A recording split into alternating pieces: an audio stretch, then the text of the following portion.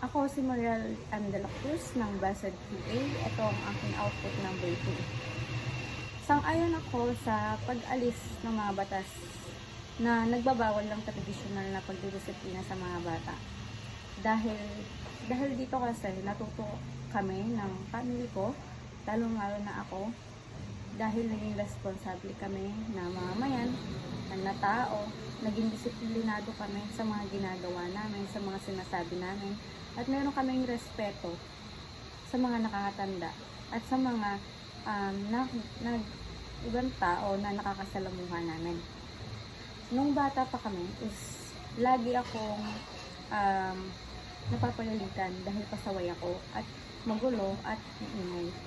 Kaya naman lagi akong pinapalo na nakaganyan. Tapos papaluin sa puwet, and also babatuin kami ng eraser, kaya naman may instant na powder kami sa mukha, at bawal kami umuwi na umiiyak dahil mas lalo pa kami papagalitan ng parents namin kapag nakita nila na umiiyak kami pag umuwi.